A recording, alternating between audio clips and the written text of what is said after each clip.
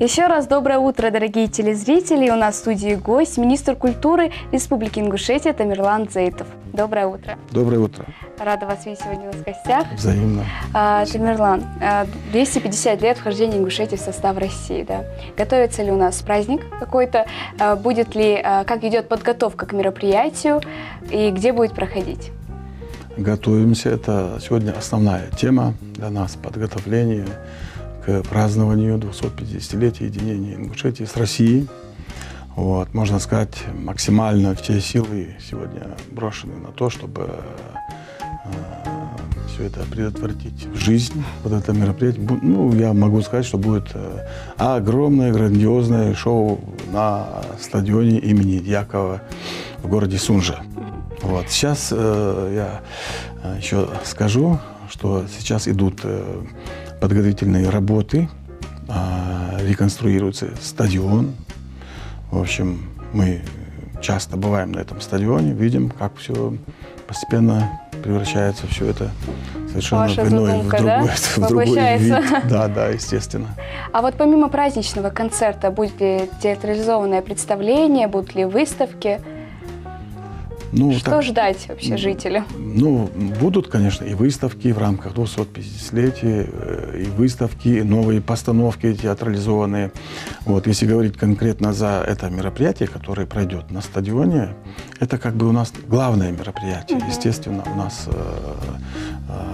оно театрализовано, естественно, от начала и до конца, ну, за исключением концерта, который будет после первой части, так скажем, во второй части уже концерт. А вот интересно, в рамках 250-летия приобретаются ли музыкальные инструменты, какое-то оборудование? Да, очень хороший, кстати, вопрос. Да, приобретается очень серьезное на сегодняшний день профессиональное оборудование. Это звукотехническое оборудование, свет, звук, так, если простыми словами говорить. В общем, экраны, все как то, что ранее у нас арендовалось в соседних республиках. Вот, естественно, теперь мы, можно сказать, по полной упаковываемся. В общем, и оборудование, плюс еще звукозаписывающая студия, видеостудия. Также закупаем полный комплект для камерного симфонического оркестра. Спешу обрадовать, что мы... Одна из таких вот главных задумок сегодня, она тоже воплощается в жизнь. И при филармонии, дай Всевышний, мы в ближайшее время будем над этим. Мы уже работаем. Но я также знаю, что создаются произведения для симфонического оркестра, да? К 250-летию. А также я знаю, что вы написали пролог. Нет, я его... Это вы откуда знаете? Кто-то сказал уже, да? Мы, да, находим информацию. Естественно, очень для меня это ответственное мероприятие, естественно. И не только я, но мы, в общем, нашей режиссерской группой работаем, создается и пролог, музыка пишется где-то в районе 20 минут. Ну, я думаю, мы увидим это все, услышим. Да, обязательно. Да. Есть ли возможность того, что могут отменить концерт, мероприятие или же перенести его на неопределенный срок? И это будет печально, если отменить. Да, такая подготовка. Все-таки надеюсь, что никто ничего не будет отменять, и что COVID-19 отступит от нас. Вот. Но вероятность того, что отменят, она, конечно, существует. Мы не знаем, конечно. как. Конечно, если бы люди, еще раз вернемся к тому, что соблюдали бы все нормы безопасности, наверное, может быть, так быстрее бы это все и прошло бы. А, кстати, во время концерта будут ли соблюдены меры предосторожности? Ну да, естественно, там из расчета, что между ними будет определенная дистанция, люди таким образом это все будет, да? Однозначно.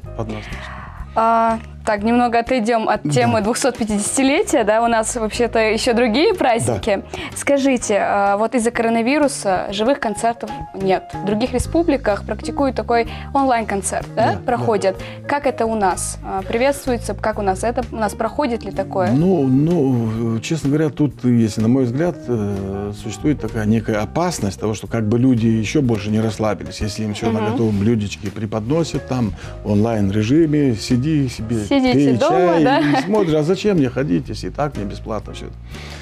Но это, я думаю, что так не будет. Конечно, мы работаем и в этом направлении, и театры, и филармонии, и другие учреждения нам подведомственны, все делают онлайн-работу. Вот, в общем, это тоже как бы делается. Делается, да, все это? Конечно. И какие планы, цели у Министерства культуры на ближайшее будущее?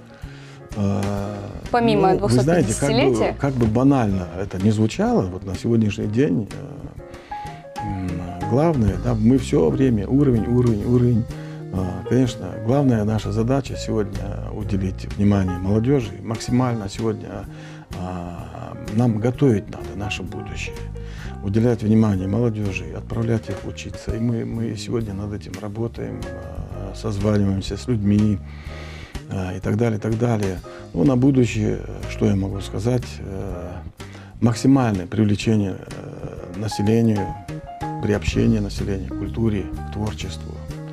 Особенно молодежь. Молодежь — это я знаю, подрастающее Министерство поколение. культуры-то да, отправляет это наше будущее, естественно. обучаться. Да. И вот по разным творческим направлениям мы работаем. Над этим тоже отправляем молодежь учиться. Целевые места, я знаю, да, Министерство культуры выделяет? Нам, благо, что нам идут навстречу, нам помогают, в нас верят, и дай Бог, чтобы мы все это оправдали. Да. Понимаете? Ну, я надеюсь, что у вас это все получится. Я тоже очень надеюсь. Спасибо большое вам, Тамерлан, что пришли сегодня к нам в студию. Мне было приятно с вами побеседовать.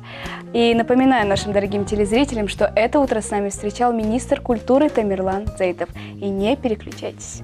Спасибо.